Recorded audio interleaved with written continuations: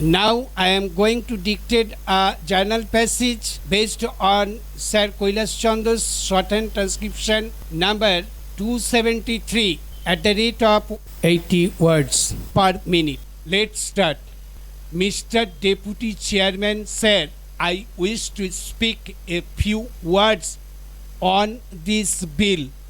Sir, I feel that there was no necessity for moving this coffee amendment bill, as the coffee board administration has been carried on efficiently with the cooperation of all the members of the board, both elected and nominated.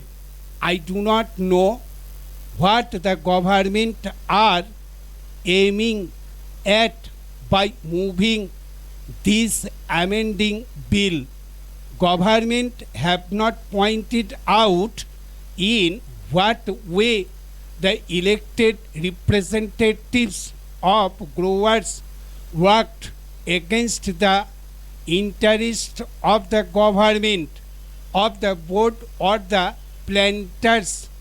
Instead of decentralizing powers, they seem to concentrate powers in the center.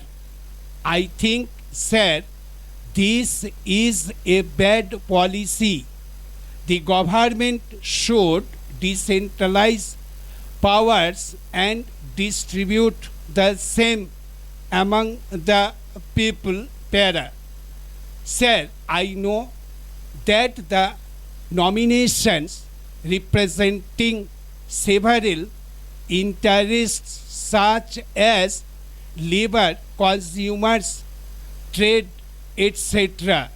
are being made by the government. Till now, the coffee growers used to elect their representatives to the board.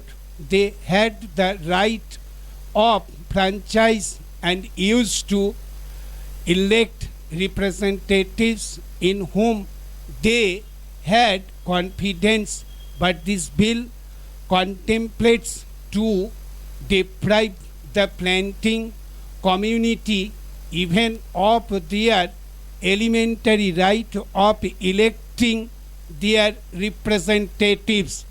What is the object and background of this amendment? I want to ask. The Honorable Minister was pleased to say that this board is on the analogy of the tea board, and all that there are three boards now: the coffee board, the rubber board, and the tea board. The functions of this board are different from the functions of the other two boards. You cannot place the functions of the coffee board on an equal footing with those of the tea board or the rubber board. The same rules as can be applied to the rubber board cannot be applied to the coffee board. Stop here. Sir, the coffee industry is now facing a great crisis. The prices of coffee, both in the internal as well as in the external markets, are going down from year to year, and the cost of production is on the increase. The cost of manure and estate implements has gone up beyond limit. The increased labor wages, introduction of provident fund and bonus, and several other provisions of the Labor Act are standing in the way of development and progress of the coffee industry.